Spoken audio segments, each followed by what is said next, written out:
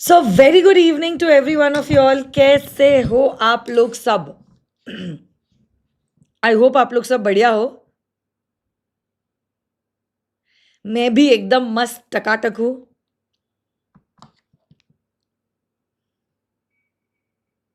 Good evening everyone, good evening. Good evening Raj, Shifa, Manasvi, Piyush, Srishti, Manthan, Mangesh, Kunal, Lakshita, hey Monu, Shweta, billionaire,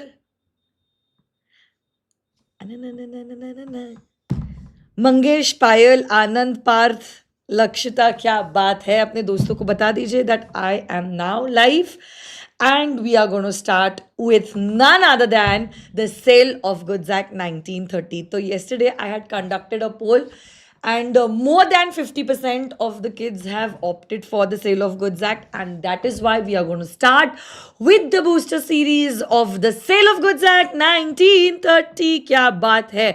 और इसी cell of goods act की booster series के notes जो है सेल ऑफ गुड्स एक्ट के, मैंने आप लोगों को ऑलरेडी टेलीग्राम चैनल पे भिजवा दी है. I hope you all have already got the notes.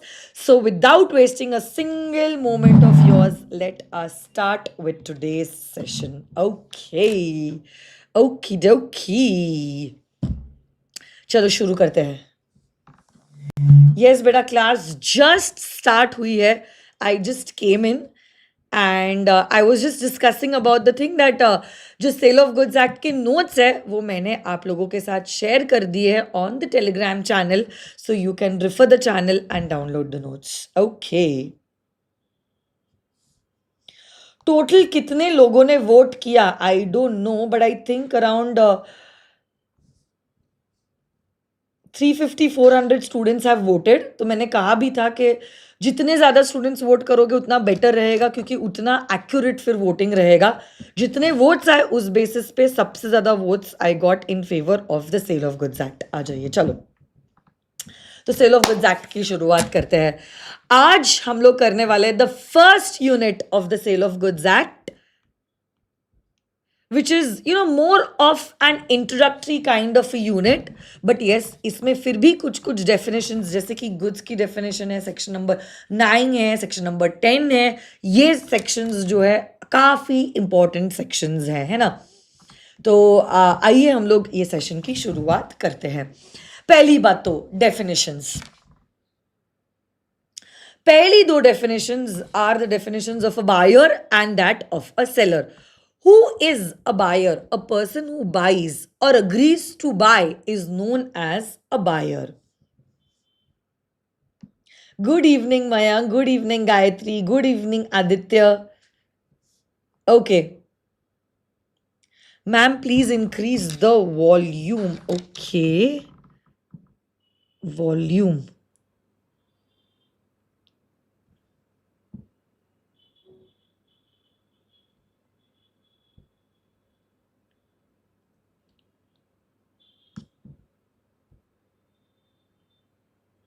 Mic check, check, check.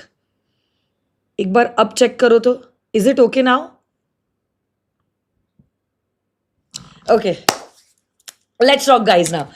तो बायर ऐसा व्यक्ति होता है who agrees to buy or who buys, whereas a seller is the person who sells or agrees to sell. सबसे important definition इस act की है and that is the definition of the word goods. What do you mean by the word goods? Goods is nothing but it is every kind of movable property other than auctionable claim and money. तो पहली बात तो immovable property जो है वो goods के definition में cover नहीं होते हैं. गुड्स की डेफिनेशन में सिर्फ और सिर्फ मूवेबल प्रॉपर्टी कवर होती है. Movable property other than actionable claim and money. क्या ये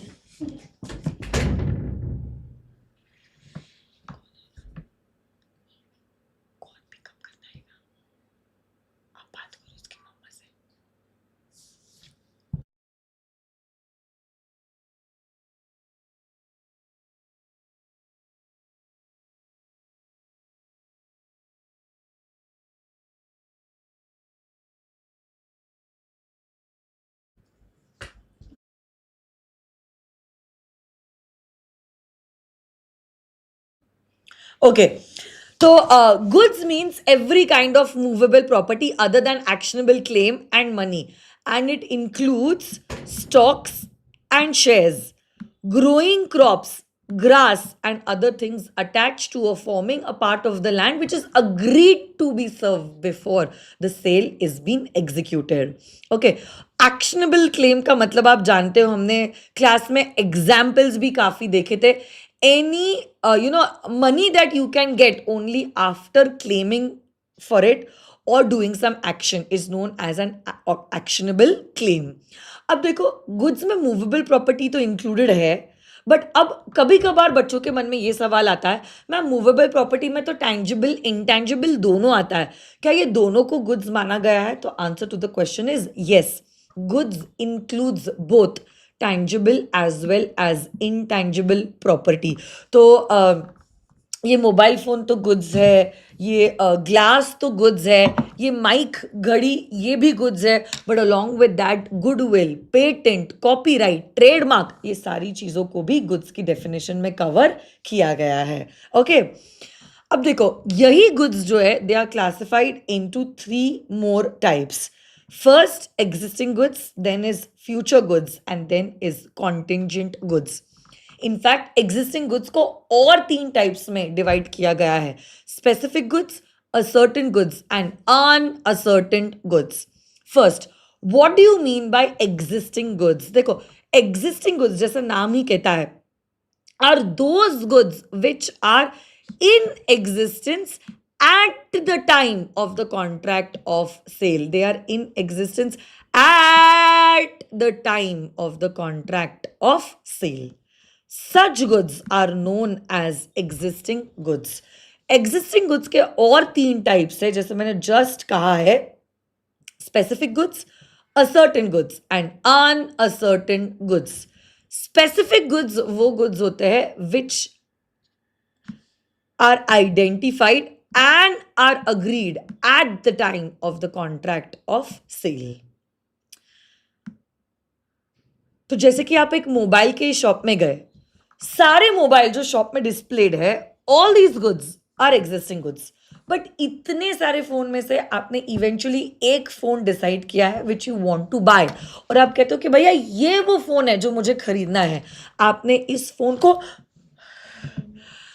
आइडेंटिफाई किया है और अग्री किया है at the time of the contract of sale, then such a good is known as a specific good.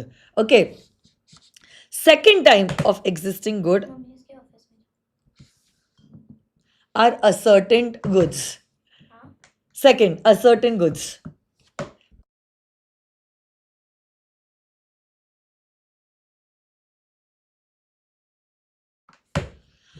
Certain goods are those goods which are identified in accordance with the agreement after the contract of sale is made.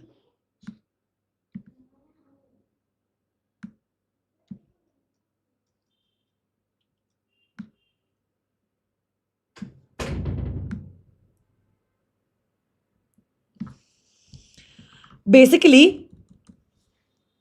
Uncertain goods को ही जब आप identify करते हो वो ascertain goods बन जाते हैं. तो हम तुरंत देखते हैं अनअसर्टेन गुड्स की डेफिनेशन क्या है. मैं क्यों डर गई? अरे अचानक से जी बाजू में से आ गई और मेरा फुल कंसंट्रेशन यहाँ पे आप लोगों को पढ़ाने में था, तो आई जस्ट थॉट कैसे अचानक से यहाँ पे किसका साया दिख रहा है, इसीलिए आई जस्ट गॉट स्कैर्ड. ठीक है, चलो. यहाँ पे एकदम कंसंट्रेशन से पढ़ा रहे हो और अचानक से ऐसे यहाँ पे ऐसे कोई दिखा तो आपको पता है ऐसे कुछ तो भी हुआ, ऐसा अंग में कांटे आ गए, डर गई मैं. चलो ठीक है. Uncertain goods are those goods which are not specifically identified or they are identified at the time of making the contract. Okay, तो usually ये goods, uncertain goods, आप उनको indicate करते हो by some description or by sample. तो जैसे कि आप मार्केट यार्ड में कोई किराना की दुकान में गए हो और उस किराना की दुकान में आप दुकानदार से कह रहे हो कि ये जो इंद्रानी चावल है ना, ये मेरे को 10 किलो पैक करके दो. अभी ये जो चावल है, ये जो गुड्स है, वो अनअसर्टेंड है, बट कल जाके किराना वाले अंकल अगर बैग लेते हैं, वो बोरे में से 10 किलो भरते हैं, उसको पैक करते हैं, तो अब देखो क्या हो जाएगा, ये अनअसर्टेन गुड्स बन जाएंगे असर्टेन गुड्स, है ना. So that's how the type of good changes according to what phase they are in. Okay.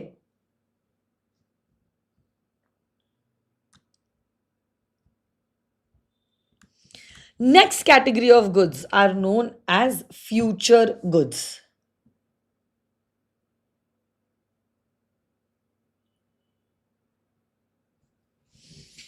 Future goods का क्या मतलब होता है? Future goods are those goods which are to be manufactured और they are to be produced or they are to be acquired by the seller after making the contract of sale. Such goods are known as future goods. जैसे कि से for example मैंने एक नई classroom खरीदी और ये क्लासरूम के लिए मैंने एक कारपेंटर को कहा है कि मुझे ना 100 बेंचेस बना के दो.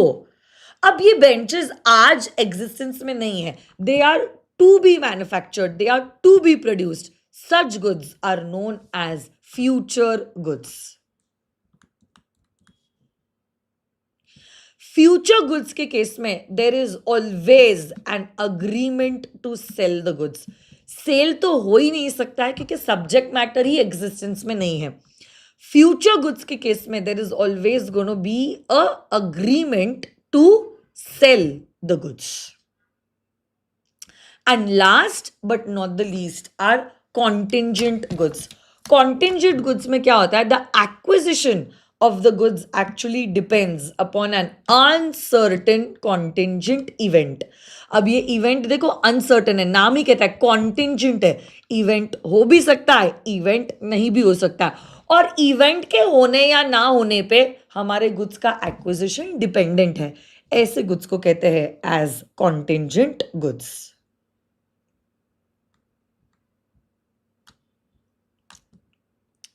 Now, the next definition is of the word delivery.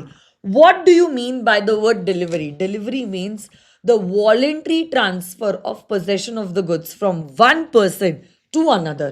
यही गुड्स की डिलीवरी जो होती है 3 टाइप की होती है: actual delivery, constructive delivery and symbolic delivery. एक एक करके तीनों डिलीवरी के टाइप्स देखते हैं. सबसे पहला है एक्चुअल डिलीवरी. तो when the goods are actually physically delivered to the buyer, it is known as actual delivery. What do you mean by constructive delivery? Constructive delivery का अगर आप देखोगे ना, constructive delivery में goods जिधर पहले थे अभी भी goods उधर ही है. तो अगर आप देखोगे ना फिजिकली तो goods कहीं पे ट्रांसफर हुए ही नहीं है, बट यहाँ पे आप क्या कर रहे हो, आप इस फैक्ट को अब अक्नॉलेज कर रहे हो that you are holding the goods on behalf of someone else. तो हमने ऐसा कंस्ट्रक्ट किया है, हमने ऐसा सोचा है कि गुड्स डिलीवर हुए हैं, बट रियलिटी में गुड्स का पोजेशन जिधर पहले था अभी भी उधर ही है. ऐसी डिलीवरी को कहते हैं as constructive delivery. And the last type of delivery is known as symbolic delivery. यहाँ पे क्या हो रहा है? When there is a delivery of a thing in token of a transfer of something else, such delivery of goods is known as a symbolic delivery of goods. जैसे कि railway receipt देना, bill of lading देना, all this is nothing but it is a kind of a symbolic delivery. Yes, Monu, very good.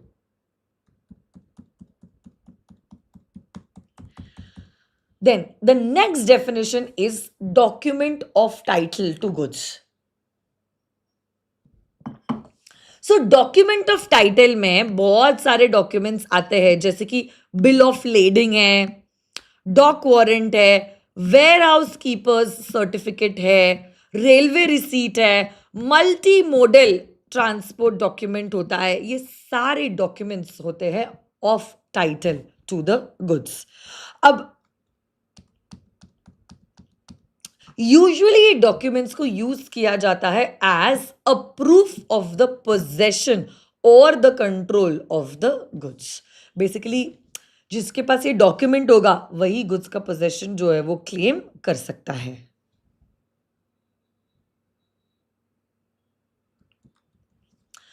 Who is an agent? Agent is a person who usually in the normal course of business has the authority to sell the goods which do not belong to him but belong to someone else, and this someone else is his principal. वो goods को बेच भी सकता है, goods को बेच के पैसे भी रेस कर सकता है. इनफैक्ट हमने तो मर्केंटाइल एजेंट को goods को प्लेज करने का भी अधिकार जो है वो दिया है.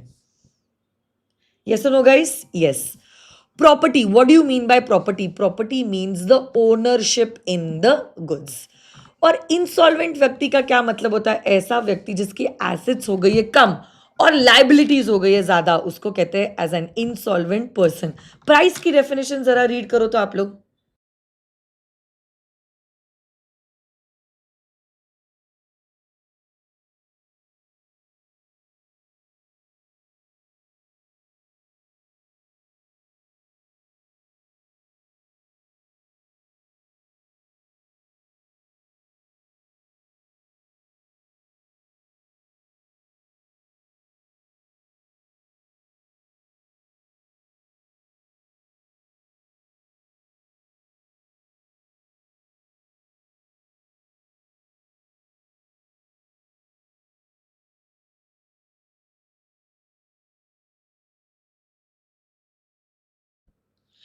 सो प्राइस का क्या मतलब होता है? प्राइस का मतलब होता है monetary consideration for the sale of goods. आप लोग जानते हो सेल ऑफ गुड्स एक्ट तभी अट्रैक्ट हो सकती है जब गुड्स के बदले में आप क्या दे रहे हो? प्राइस दे रहे हो. तो अगर आप गुड्स के बदले में गुड्स देते हो, sale of goods act attract नहीं होता. बायर का होना जरूरी है, सेलर का होना जरूरी है, गुड्स को बेचना जरूरी है, और गुड्स के बदले में प्राइस, प्राइस यानी कि मॉनेटरी कंसिडरेशन का होना जरूरी है. यस और no guys? Yes.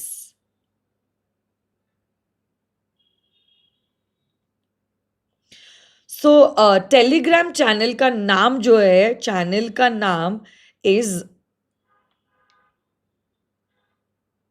Crack law with CA Ankita is the name of the channel. Law with CA Ankita. एक काम करती हूँ मैं, दोनों का नाम लॉ विथ सीए अंकिता आप ढूंढो, आपको मिल जाएगा. ठीक है बेटा? Law with CA Ankita, you will get the channel.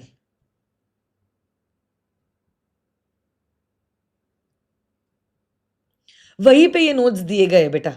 Okay ma'am, exam में क्या ओन वर्ड्स में आंसर लिख सकता है? यस बेटा, not a problem. You can use your own language, but just make it sure that you are using the keywords. आगे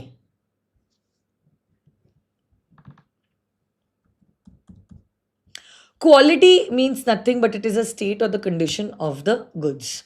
अब आते हैं टू द सेक्शंस. ये सब तो सारे डेफिनेशंस थे. Sale and agreement to sell. अब देखो कॉन्ट्रैक्ट ऑफ सेल में हो क्या रहा है? सेल के कॉन्ट्रैक्ट में आप प्रॉपर्टी इन द गुड्स को कर रहे हो ट्रांसफर. ट्रांसफर हो रहा है from the seller to the buyer, और यही ओनरशिप ट्रांसफर हो रही है for a price. And this contract of sale can either be absolute और it can be conditional. Property जहां पे इमीडिएटली ट्रांसफर हो रही है उसको कहते हैं एज अ सेल, और जहां पे प्रॉपर्टी ट्रांसफर हो रही है eight a future time, then that is known as an agreement to sell the goods. Sale में दो बच्चे हैं, सेल भी और अग्रीमेंट टू सेल भी. सेल के केस में ownership is getting transferred immediately, and agreement to cell के केस में ownership is getting transferred at a future date. So देखो, a contract of sale may either be a sale or an agreement to sell. वापस से वही बात लिखी है because this is like really very very very very very important. Sale के case में ownership gets transferred immediately. Ownership का legal term है property, whereas agreement to cell के केस में ओनरशिप ट्रांसफर इमीडिएटली नहीं होती है. It gets transferred at a future date.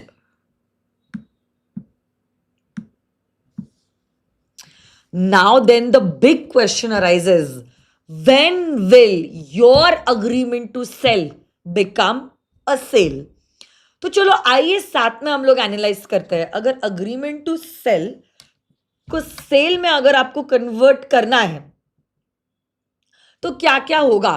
पहली बात तो you will require at least 2 parties.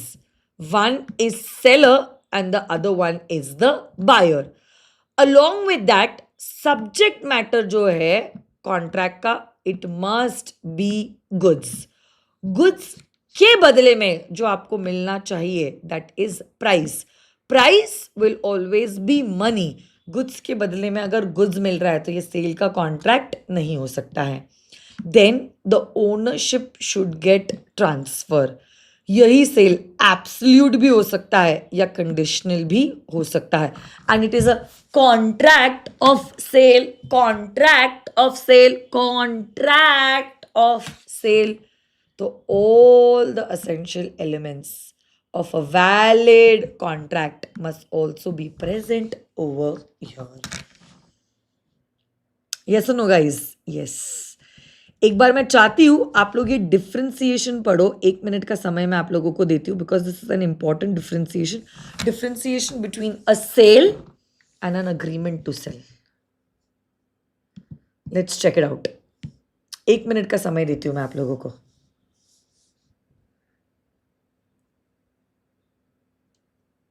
पढ़िए जल्दी से.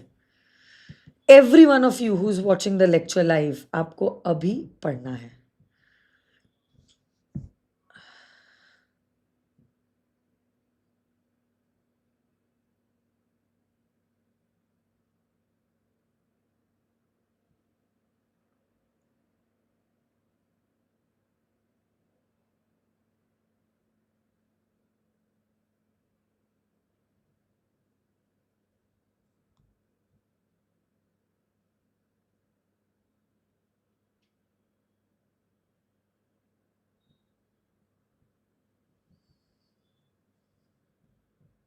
पढ़ लिए क्या?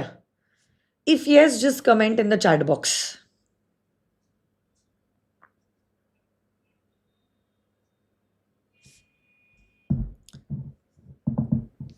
आई am good Sameera, thank you so much. आप कैसे हो?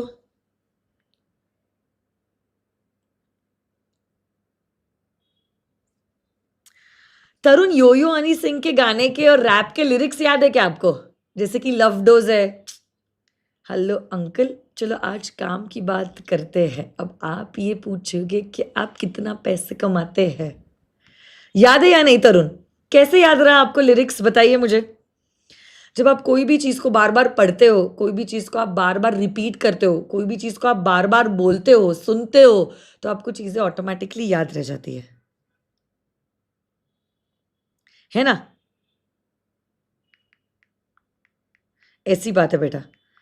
तो गाना सुनना बंद करो और लॉ पढ़ना चालू करो. है ना? याद है कि नहीं आपको वो पूरा लिरिक्स? हेलो अंकल नमस्ते चलो काम की बात पे आते हैं. अब आप ये पूछोगे कि कितने पैसे कमाते हैं. बस जितना आपकी बेटी 1 महीने में उड़ाती है, 1 हफ्ते में मेरी गाड़ी उतना तेल खाती है घर, है पैसा, है गाड़ी. अब तो जोड़ो में लड़की भेजो, लड़की हुई अमर. वैसी वो बात है बेटा. चलो आ जाइए. अच्छा, एक बार जस्टिन रेम और जस्टिन पर्सोनम एक्सप्लेन कर दो, मैं बता देती हूँ, डोंट वरी. देखो, jus in rem is nothing. Jus का मतलब होता है राइट. इन रेम मतलब राइट अगेंस्ट द गुड्स, और jus in personam are right against another person. ठीक है?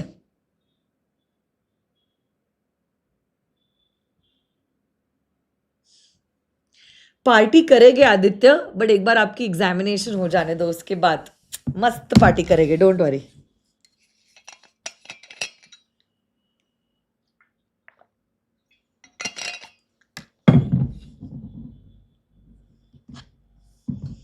आ जाइए। आप लोग जानते हो आपके एग्जामिनेशन में कम से कम एक डिफरेंशिएशन तो इंस्टीट्यूट पूछता ही है। आगे के 2-3 pointers are all relating to the differentiation, जैसे कि first differentiation is between sale and hire purchase. और ये ना आज आप लोगों का होमवर्क होने वाला है। मैं चाहती हूँ आप लोग आज एज होमवर्क सेल और हायर परचेज के एनी 5 पॉइंट्स जो है वो डिफरेंशिएशन के लिए लिख के आ जाओ। मैं डिस्कस करूंगी, बट आपको बिगर देखे लिखने की कोशिश करनी है, ठीक है। देखो, सेल के केस में प्रॉपर्टी जो होती है वो ट्रांसफर हो जाती है इमीडिएटली, बट हायर परचेस में ownership gets transferred only on the payment of the last installment. Sale के केस में बायर बन जाते हो आप गुड्स के, यहां पे आप बायर नहीं बनते हो, यहां पे you are only the hirer of the goods. Buyer जो है अब वो कॉन्ट्रैक्ट को टर्मिनेट नहीं कर सकता। एक बार उसने गुड्स खरीद लिए, अब खरीद लिए, now he is only bound to pay the price for the goods. But hirer जो है वो कॉन्ट्रैक्ट को अगर चाहे तो टर्मिनेट कर सकता है, और टर्मिनेट करने के बाद उसको गुड्स रिटर्न करने होंगे, और अगर उसने गुड्स रिटर्न कर दिए अब उसको आगे के इंस्टॉलमेंट्स भी देने की जरूरत नहीं है। कल जाके माय डियर स्टूडेंट्स अगर बायर इंसॉल्वेंट हो जाता है, अनफॉर्चुनेटली सेलर को उसका रिस्क जो है वो उठाना पड़ेगा। बट यहाँ पे अगर हायरर इंसॉल्वेंट हो रहा है तो ओनर को रिस्क नहीं है, क्योंकि वो क्या कर सकता है, अपने गुड्स जो है वो वापस से डिमांड बैक कर सकता है। बायर जो है वो गुड्स का ओनर बन जाता है, ओके। बट यहाँ पे हायरर गुड्स का ओनर नहीं बनता, क्योंकि यहाँ पे बायर ओनर बन जाता है, अगर वो चाहे वो गुड्स को रीसेल कर सकता है। यहाँ पे तो हायर परचेसर गुड्स का ओनर बना ही नहीं है, and therefore he can not resell these goods. So that's the differentiation between a sale and a hire purchase. आज आपको डिफरेंशिएशन में एनी 5 पॉइंट्स लिखकर आने हैं एज होमवर्क। तो मैजिक स्काई, आई थिंक आपने इसके पहले के सेशंस नहीं देखे। Every day there is going to be revision, और last 10 minutes to 15 minutes is going to be writing practice. तो आज भी हम 15 मिनट और रिवाइज करने वाले हैं, और लास्ट के 15 minute my dear magic sky there is going to be writing session. ऐसे अलग से राइटिंग सेशन नहीं होगा, कुछ याद रहेगा तब लिखोगे ना एग्जामिनेशन में, इसलिए रिविजन होगा फिर राइटिंग प्रैक्टिस होगी, ठीक है।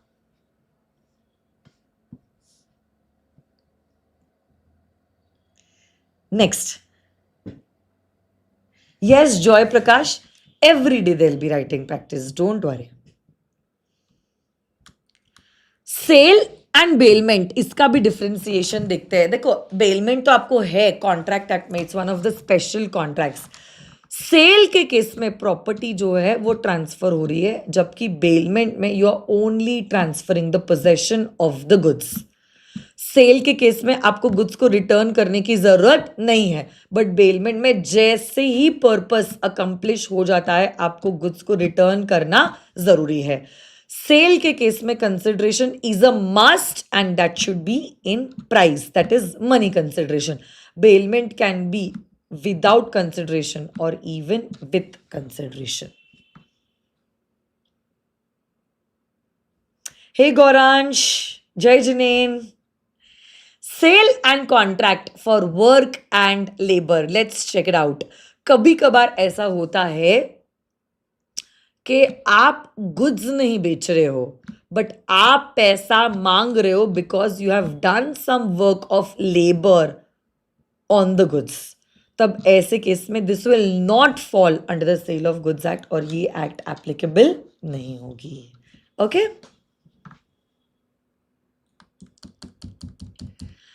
How a contract of sale is made, come on guys, मतलब क्या है यार ये। तो सेलर जो है गुड्स को बेचने का ऑफर करता है, बायर जो है वो गुड्स को बाय करने के लिए एक्सेप्टेंस देता है। एक सेलर होता है, एक बायर होता है, गुड्स होते हैं, प्राइस होता है यही गुड्स की डिलीवरी इमिजिएटली की जा सकती है, प्राइस इमिजिएटली दिया जा सकता है, इंस्टॉलमेंट में डिलीवरी की जा सकती है, इंस्टॉलमेंट में पेमेंट हो सकता है, चाहे कुछ भी क्यों ना हो जाए। मेन जो है 2-3 चीजें है, seller, buyer, offer, acceptance, goods and price.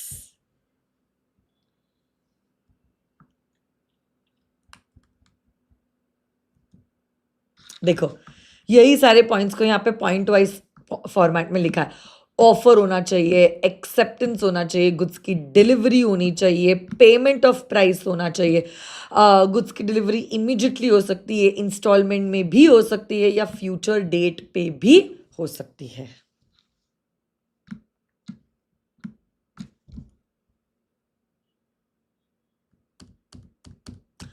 What is the subject matter of a contract of sale? Come on guys, subject matter are goods. अब यही goods हो सकते हैं existing goods, future goods या हो सकते हैं contingent goods.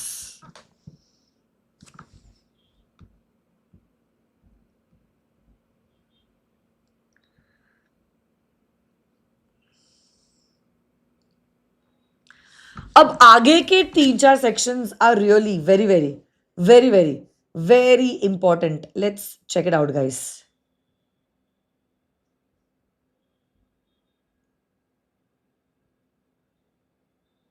Thank you so much Kritija, thank you. Morning 11 o'clock se my classes are going on and the classes will go up to 9:30. The only reason is you why I'm conducting these sessions, है ना? तो I hope जितनी इज्जत, जितना समय, जितना मेहनत मैं कर रही हूँ आप लोगों के लिए, थोड़ा बहुत एफर्ट तो आप लोगों को अपने आप में डालना पड़ेगा, है ना? तभी सक्सेसफुल रिजल्ट मिलेगा हमें। And we want to rock in the examination, yes और नो गाइस?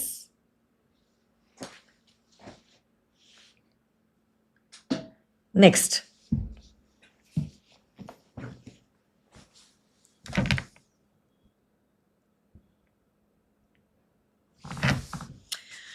ओके आगे बढ़ते हैं। तो अगर आपने गुड्स का एक कॉन्ट्रैक्ट एंटर किया है and these goods are specific goods, the contract will become void if the goods without the knowledge of the seller at the time when the contract was made perished, or they are so damaged that they don't no longer meet with the description in the contract. But ऐसा भी हो सकता है agreement to cell कर दिया है but agreement to cell के बाद और सेल के पहले गुड्स पेरिश हो जाते हैं या गुड्स डैमेज हो जाते हैं, देन ऐसे केस में this agreement can be avoided. तो ये दोनों सेक्शंस एक बार गो थ्रू कर लेना।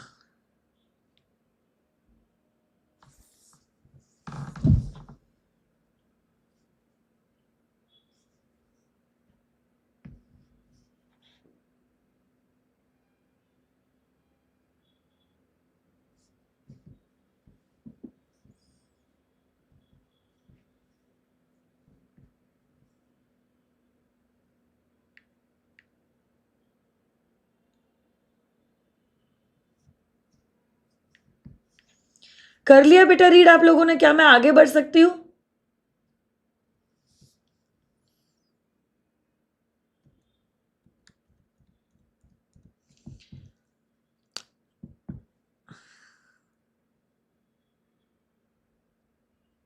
फ्यूचर गुड्स अगर पेरिश हो जाते हैं तो सुपरवेनिंग इम्पॉसिबिलिटी हो जाता है और कॉन्ट्रैक्ट ही वॉइड बन जाता है। And the last two sections, thank you Gauransh, thank you so much.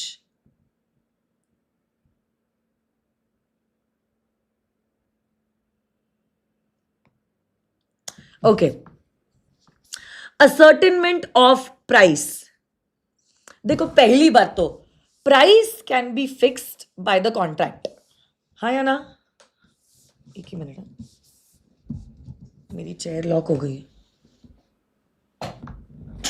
हाँ, price can be fixed by the contract और अगर कॉन्ट्रैक्ट में प्राइस फिक्स नहीं हुआ है, हम क्या कर सकते हैं, कॉन्ट्रैक्ट के द्वारा एक मैनर फिक्स कर सकते हैं जिसके द्वारा हम प्राइस ऑफ द गुड्स को कर सकते हैं डिटरमिन।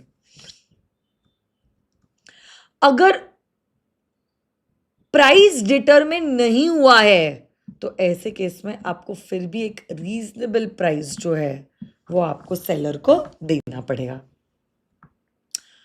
तो देखो, one, the price is fixed by the contract, or you can agree a manner in which upon the price can be fixed, या तो फिर रीजनेबल प्राइस जो है आपको गुड्स के लिए देना पड़ेगा। ऐसा नहीं है प्राइस डिसाइड नहीं हुआ है तो गुड्स मुफ्त में मिल जाएंगे, आपको अभी भी रीजनेबल प्राइस गुड्स का देना पड़ेगा।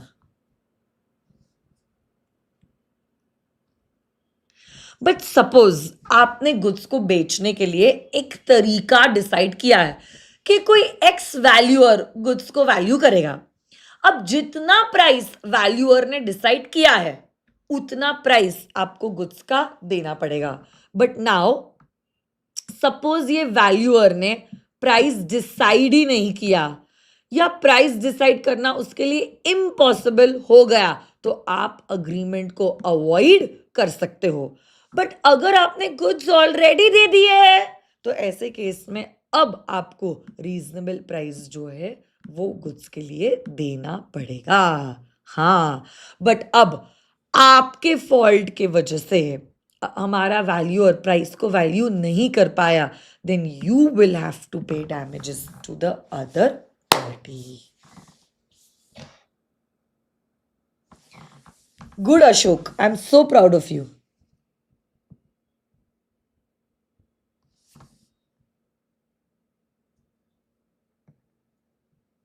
Thank you Mohit, thank you knowledge तक अड्डा। So that's all I think about unit number 1. Unit number 1 हमने रिवाइज कर लिया है। अब इसी का क्वेश्चन हम देखते हैं और इसकी हम लोग करने वाले writing practice.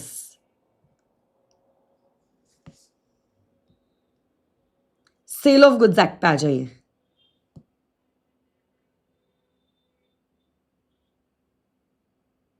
Unit 1, let's check out the question.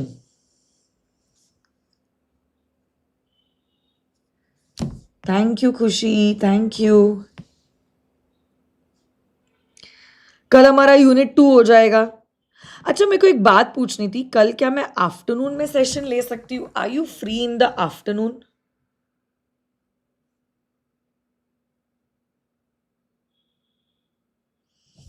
Afternoon में फ्री हो क्या आप लोग 4 बजे के आसपास?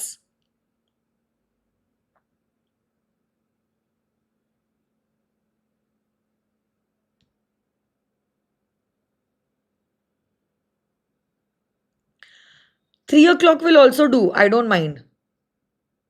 आप लोग कब फ्री हो? 3 बजे, 4 बजे? बताइए आप। कल सैटरडे है ना, तो क्या हम कल क्लास 3 बजे ले सकते हैं? 3 से 4, if you all are okay. Oh great, wonderful. तो कल के लिए बस याद रखना, ओनली फॉर सैटरडे, नहीं तो मंडे टू फ्राइडे तो इवनिंग में ही होगा 8:30 बजे। Just because it is Saturday tomorrow, we'll take it at 3 o'clock in the afternoon. तो 3 से 4 में हमारा सेशन हो जाएगा, then you all will be free. Sunday तो सेशन नहीं होने वाला है ना।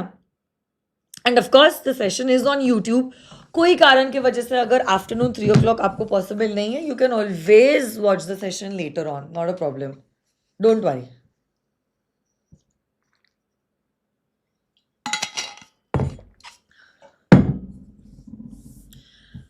मोनू, मॉर्निंग 4 o'clock की मैं बात नहीं कर रही हूँ, आफ्टरनून 3 o'clock की मैं बात कर रही हूँ, है ना।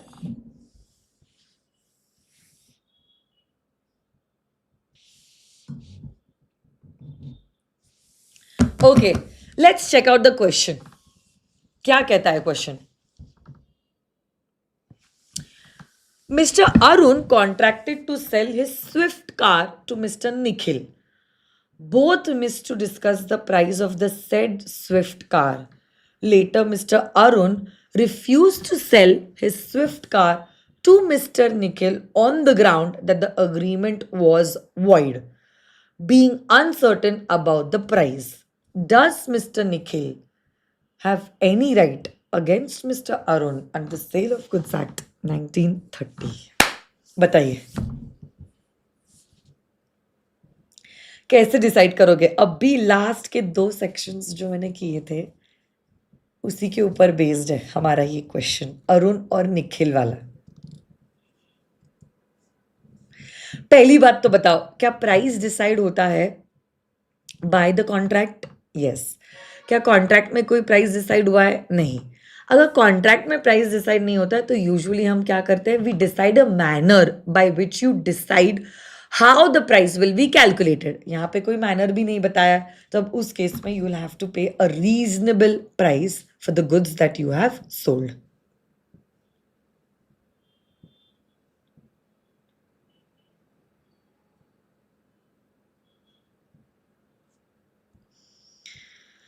तो अब देखो क्वेश्चन ये अराइज होता है, सबसे इंपॉर्टेंट क्वेश्चन. देखो आप लोगों ने जवाब तो दे दिया, but now the question arise is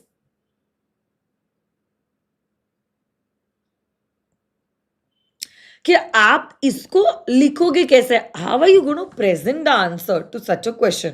suppose assume करते हैं ये जो क्वेश्चन है ये 3 या 4 मार्क का है, तो अब आप इस सवाल का जवाब लिखोगे कैसे is the main thing, right? तो अब हम क्या करेंगे, हमारे नोटबुक्स में आएंगे and we'll try writing the answer to this question. ठीक है, आ जाइए आपके नोटबुक्स में.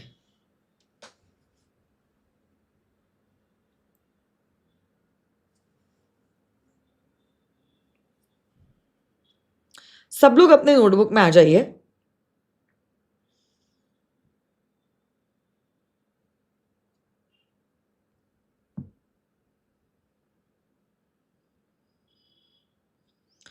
और लिखे आंसर 1 जो भी है, पेज नंबर 11.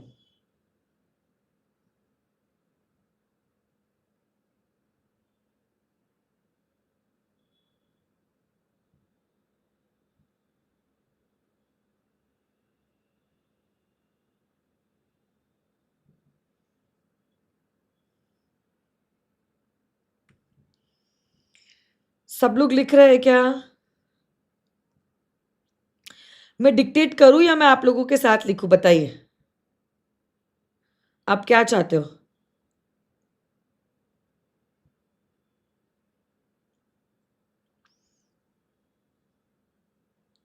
ओके.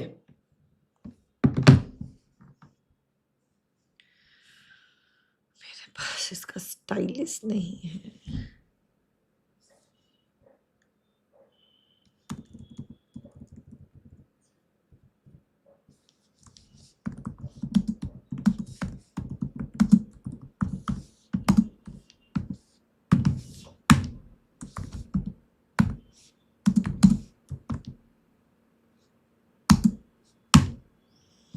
ओके. तो देखो आंसर देते वक्त सबसे पहले the first part of your answer has to be the provision. आप डायरेक्टली बुल्स आई को हिट करने वाले हो और आप एग्जामिनर को बताने वाले हो मेरे को प्रोविजंस जो है वो कानून के आते हैं. तो आप लिखोगे कि कोई भी सेल का जब कॉन्ट्रैक्ट होता है, गुड्स बेचने के बदले में आपको क्या मिलता है? Price. Price is nothing but it is the monetary consideration. Okay. अब यही प्राइस या तो फिक्स होता है बाय द कॉन्ट्रैक्ट, या तो कॉन्ट्रैक्ट में कोई तरीका लिखा जाता है प्राइस को फिक्स करने का. नहीं तो फिर आपको एटलीस्ट रीजनेबल प्राइस जो है वो गुड्स के लिए देना पड़ेगा. तो पहले तो हम लोग ये सारी प्रोविजंस लिखेंगे, फिर क्वेश्चंस में दिए गए फैक्ट्स लिखेंगे और eventually we'll write down the conclusion. तो आइए let's start. We'll say in any contract of sale, लिखो मेरे साथ,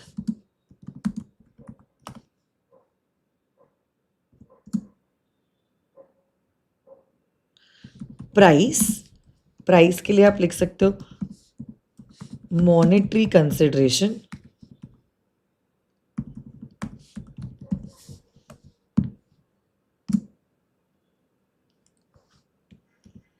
actually actually, in any contract of sale, price is the consideration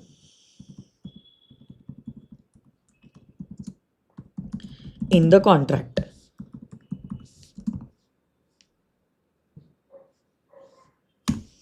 अगले पॉइंट में लिखोगे यही प्राइस जो होता है वो कैसे डिसाइड होता है. So the price in the contract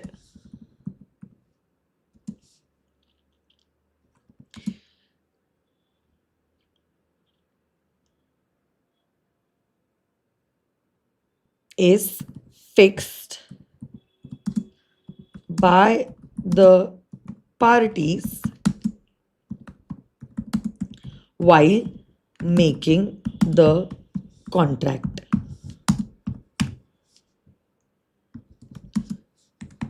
If not, there is a manner specified in the contract through which the price is ascertained.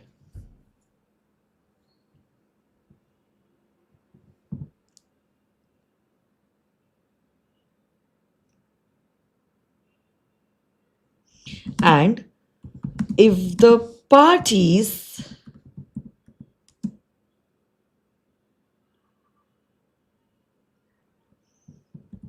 miss discussing the price of the goods, then the buyer has to pay a reasonable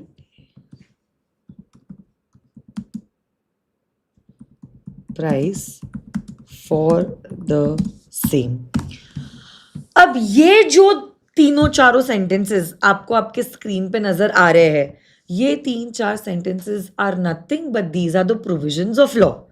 तो आपके answer का सबसे पहला part जो है should be what are the provisions of law.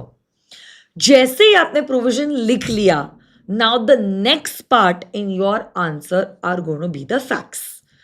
तो अब आप बोलोगे in the given case Mr. Arun contracted to sell his Swift car to Mr. Nikhil, but both of them missed to discuss the price of the goods. So according to the provisions I stated above, we may conclude that Nikhil will still have to pay a reasonable price for the goods that he has purchased. So ab second part of the body is going to be the facts. तो आप लिखोगे in the given case, लिखो जरा, mister Arun and mister Nikhil entered into a contract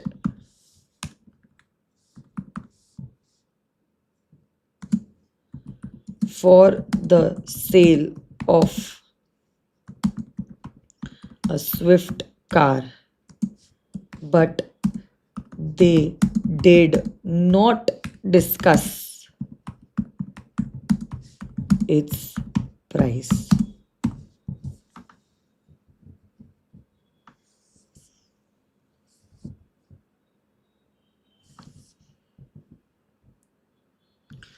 तो ऐसे करके अब मैंने फैक्ट्स जो है वो दे दिए हैं.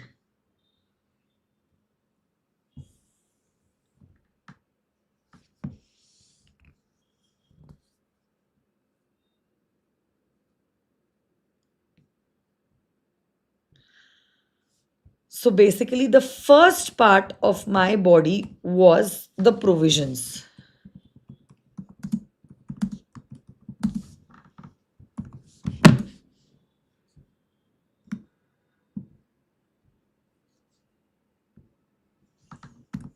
ये है facts.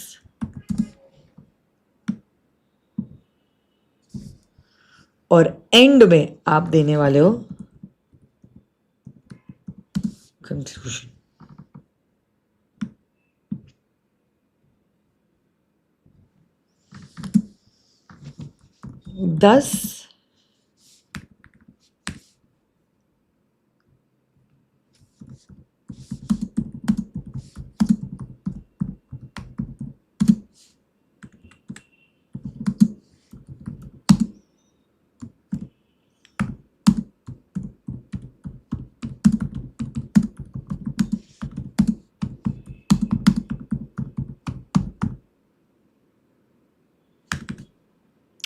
Thus, we may conclude that Mr. Nikhil will have to pay a reasonable price for the Swift car.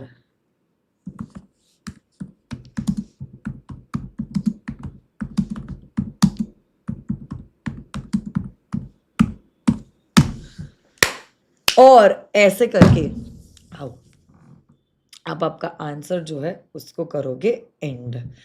तो देखो, कोई भी केस स्टडी बेस्ड क्वेश्चन जो है, उस सवाल का जवाब अगर आपको देना है, आपको उस सवाल के जवाब को 3 हिस्सों में डिवाइड करना पड़ेगा. The provisions, facts and lastly would be the conclusion. अगर 3 मार्क का क्वेश्चन है, ये उसकी एक्सपेक्टेड लेंथ है, तो आपने ये आंसर को आपके नोटबुक में लिखा है. आप देख लीजिए कितना पेज आपको लगा है. This is the expected length for a 3 marks question.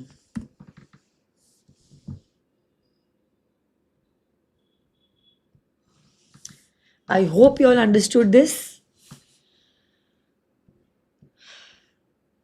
and I hope you all wrote the answer in your notebook. आज के लिए तो बस बेटा इतना ही होगा. हम मिलेंगे कल. Thank you so much. I hope ये सेशन आपको फायदे में आएगा. अगर आपको लगता है अभी भी आपका sale of goods act weak है, जो डिटेल रिविजन्स की लिंक मैंने आपको दी है, उसमें से आप thoroughly sale of goods act को रिवाइज कीजिए. ये तो बस बूस्टर रिविजन सीरीज है. इसको भी आप जितनी बार सुनोगे उतना आपको प्रोविजन याद रहेगा. और एंड में जो मैं राइटिंग प्रैक्टिस करा रही हूँ वो आप ज़रूर करना, क्योंकि याद अगर है, सब कुछ समझ गया है, बट लिख नहीं पा रहे हो तो मार्क्स नहीं मिलेंगे. तो लिखना भी इक्वली इम्पॉर्टेंट है. प्लस मैंने आप लोगों को आज एक होमवर्क दिया था, सेल और हायर परचेज का डिफ्रेंसिएशन. वो भी लर्न करके बिगर टेक्स्ट बुक के देखे लिख के लेके आना है ना. That would be all for today. Thank you so much. God bless you all. ये सीरीज के बारे में अपने दोस्तों को ज़रूर बताना, so that they also get the maximum out of it. Notes are available on my channel in the name of Law with CA Ankita Patni. CA Ankita. That's it. Thank you so much. See you tomorrow. Tomorrow we are meeting at 3 in the afternoon. Thank you. Bye-bye.